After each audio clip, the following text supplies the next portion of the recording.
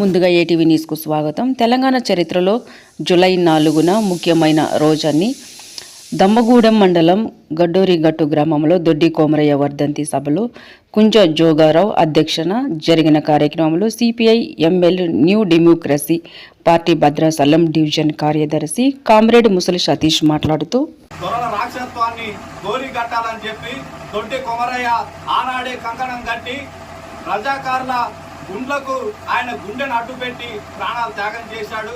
కాబట్టి జూలై 4వ తారీఖు అనేది తెలంగాణ చరిత్రలోనే చెప్పుకోదగ్గ రోజు అని చెప్పి ఇవాళ సిపిఐఎంఎల్ న్యూ డెమోక్రసీ పార్టీకి తెలియజేస్తా ఉన్నాం.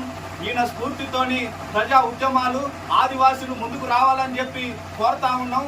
ఇవాళ తెలంగాణ రైతాంగ పోరాటంలో ఎందరో అమరవీరులు ప్రాణాలు త్యాగం చేసి ఇవాళ తెలంగాణకి మనకు అప్పచెప్తే ఇవాళ 2014లో కేసీఆర్ ప్రభుత్వం వచ్చి ఇవాళ ఆదివాసీల పోడు పువ్వులన్నీ గుంజుకొని ఇప్పుడున్న కాంగ్రెస్ ప్రభుత్వం కూడా అదే వైఖరి కొనసాగించాలని చూస్తా ఉన్నది. ఇవాళ అమరవీరుల పైన ఎన్కౌంటర్ల పేరుతో కగార్ ఆపరేషన్ పేరుతో 100 మంది విప్లవకారులను పట్టు పెడతా ఉన్నది. 2026 మార్చి 23 కల్లా ఆల్అౌట్ అని చెప్పి అమిత్ షా కారు కూతలు కూస్తా ఉన్నాడు. విప్లవాన్ని అర్థం చేయడం అంటే నీ తరం నీ అబ్బతరం కూడా కాదని చెప్పి ఇవాళ ఈ సభాముఖంగా హెచ్చరించడం అనేది జరుగుతా ఉన్నది. ఇట్లాగే విప్లవకారులను ఊచకోతకు వస్తే